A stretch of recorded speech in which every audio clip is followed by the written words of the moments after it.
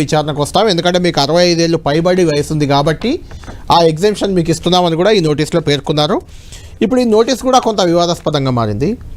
ఈ నోటీస్లో హైదరాబాద్ పరిధిలో ఎక్కడైనా మీరు సూచన చేయండి, అక్కడికి మేము వస్తామని చెప్పడం కూడా వివాదాస్పదంగా మారుతుంది. ఎందుకు మారిందంటే యాక్చువల్గా ఇలాంటి నోటీసులలో 65 ఏళ్ళు పైబడి ఉన్న సాక్షులు ఎవరైనా వాళ్ళను విచారించేందుకు వాళ్ళు ఎక్కడికుంటే అక్కడికి వెళ్ళాల్సి ఉంటుంది. వాళ్ళు ఎక్కడుంటే అక్కడికి, అది హైదరాబాద్లోనా అండమాన్లోనా అనేది పక్కన పెడితే వారు ఎక్కడుంటే అక్కడికి వెళ్ళి విచారించాలి. అది మాజీ ముఖ్యమంత్రి వాళ్ళ పదవులతో సంబంధం లేదు.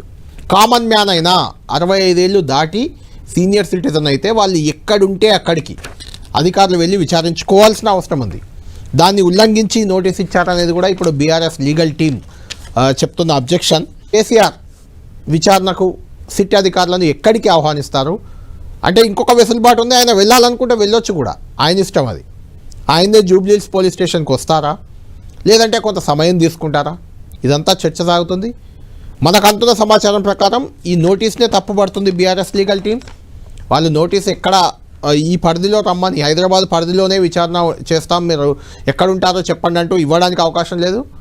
విచారణ అధికారులనే మనం కేసీఆర్ ఉండే నివాసం ఏదైతే ఉందో గజ్వేల్, ఆయన నియోజకవర్గం, అది ఆయన నియోజకవర్గంలో ఆయన ఉంటారో ఆ ఇంట్లోకే, ఫామ్ హౌస్లోకే వచ్చి విచారించుకోవచ్చు, రండి మీరు అని చెప్పే అవకాశం కనిపిస్తుంది. దానికి 1-2 రోజులు కొంచెం సమయం తీసుకుంటే తీసుకోవచ్చు, లేదంటే రేపే రమ్మనొచ్చు.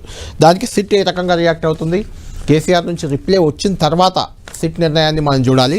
ఈ సిట్ విచారణకి Hyderabad joint CP Vijay Kumar, Maheshwaram DCP Narayana Reddy, Kukatpally DCP Ritiraj, Greyhounds SP Ravinder Reddy, Shamshabad additional DCP KS Rao, Jubilee Hills ACP Venkatagiri, వీళ్ళ 6 అధికారులు కేసీఆర్ను విచారించేందుకు రెడీ అవుతున్నారు.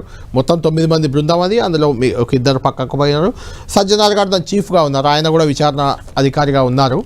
ఒకవేళ ఫామ్ హౌస్కు విచారణకు రమ్మంటే అప్పుడు సజ్జనార్ కూడా వెళ్ళే అవకాశం ఉంటుంది. చూడాలి ఏం జరగబోతుంది కాసేపట్లోనే. ఇప్పుడు కేసీఆర్ ప్రస్తుతం ఫామ్ హౌస్లో హరీష్ రావు, కేటీఆర్, ఇతర ముఖ్య నేతలతో పాటు బీఆర్ఎస్ లీగల్ సెల్ అడ్వకేట్లు కూడా కొంతమంది కేసీఆర్తో ఉన్నారు. వాళ్ళు ఇచ్చిన సూచనలు, వాళ్ళు ఇచ్చిన సలహాలను బట్టి కేసీఆర్ ముందుకెళ్లే అవకాశం కనిపిస్తుంది. ఈ రోజంతా కూడా ఇదే హాట్ టాపిక్. రేపు మధ్యాహ్నం 3 గంటలకు విచారణ జరుగుతుందని నోటీస్లో ఉంది. కేసీఆర్ ఏం నిర్ణయం తీసుకోబోతున్నారు, కేసీఆర్ వస్తారా, ఎక్కడికి రమ్మంటారు, ఏం జరగబోతుంది అనేది తేలాల్సి ఉంది. నందినగర్లో నివాసంలో ముందు నోటీస్ ఇచ్చెళ్ళారు. ఆ తర్వాత అక్కడే విచారణ ఉండే అవకాశం ఉంటుందని భావించి పోలీసులు, సిట్ భావించి అక్కడ బందోబస్తు చర్యలు కూడా పరిశీలించేందుకు కొద్దిసేపటి క్రితం లోకల్ పోలీసులు కూడా వచ్చి చూసెళ్ళారు. ఇప్పుడు ఇది హాట్ టాపిక్గా మారింది.